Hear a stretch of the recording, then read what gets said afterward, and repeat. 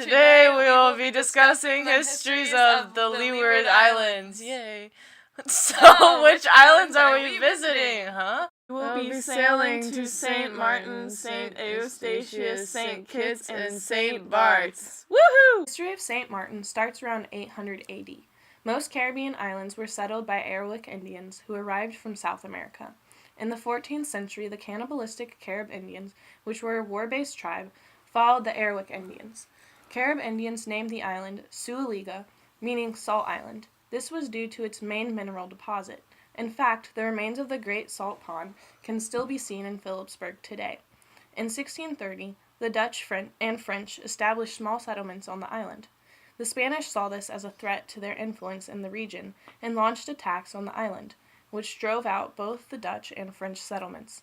The Dutch and French had banded together to fight back. They ended up succeeding in 1644 when the Spanish finally abandoned their claims to the Eastern Caribbean altogether. In 1648, after driving out the Spanish, the Dutch and French agreed to divide the island. Over the next few years, the boundary was the subject of numerous disputes, which were not settled until 1817. In this time frame, the island changed hands between the two powers 16 times. The history of St. Eustatius began in 1625, when the island was first colonized by the French and English, who named it Nieuw-Zeeland. However, in 1632, it was claimed by the Dutch, who then renamed it to St. Eustatius. Dutch control was not absolute, though, and the island changed hands, meaning power or rule of, 10 times between the years 1664 and 1674. St. Eustatius began to grow as a commercial center.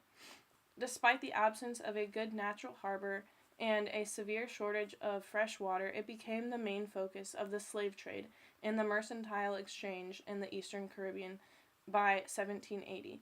The spoken language is English. Much of the population is concentrated in Oranjestad. St. Eustatius is a poor island, and many of its young people leave to find jobs elsewhere.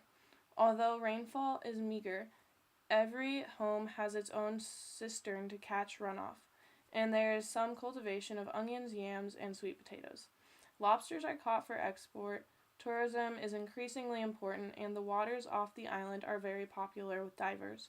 Along the rim and within the crater of the Quill is a dark forest filled with orchids and other tropical vegetation.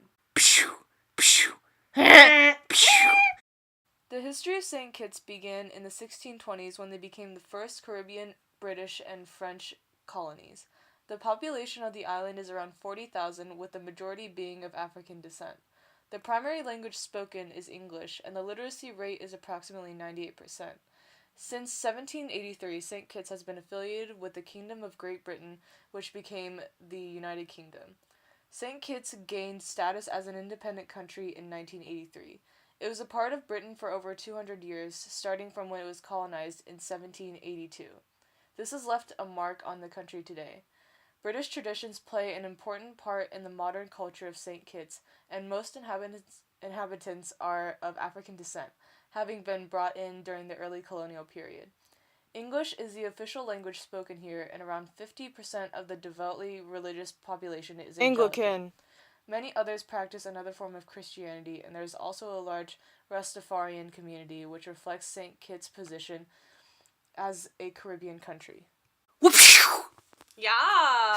St. Bartholomew, St. Bart's for short, is the only island in the Caribbean that has a Swedish heritage. Its capital is called Gustavia, which was named after the Swedish king, King Gustav. Even though the Swedes returned St. Bartholomew to France in 1878, they retained their Freeport tax advantage status. St. Bartians are therefore considered French citizens. The island attracts the world's rich and famous to its exclusive resorts and its villas. It is the first choice for the champagne and caviar jet set that pour their money into this little island with seemingly reckless abandonment. It is a very expensive place in which to live. Pew, pew, pew! Now we will be discussing the cultures of the Leeward Islands and a brief overview of history. Citizens are largely descended from the African slaves, introduced in the 18th and early 19th centuries to work in the sugarcane plantations, and most islands have more than 90% of their population derived from this ethnic group. The remainder are descended from the original European plantation owners and the indentured servants who came in large numbers from India as well as from China, Ireland, and Scotland. St. Martin adds to the mix with its descendants of Dutch and French colonists. English is the predominant language, plus French and Dutch, of course, on St. Martin. Both English-based and French-based Creole are also spoken. The East Caribbean dollar is the prevailing currency. St. Martin is different, however, circulating the Netherlands Antilles guilder in the Dutch area and the euro in the French region. The US dollar is widely accepted throughout the islands. Cricket is widely played and followed in the former British territories. Music, as in the rest of the Caribbean, is a big part of life, and calypso, soca, steel pan, reggae, salsa, and jazz all have their adherents.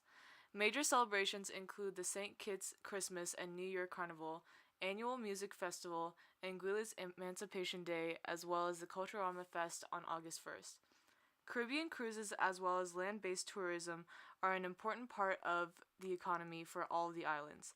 Many of them also rely on their status as a tax haven to promote offshore financial services as a source of government revenue. Adios! See you later, kiddos!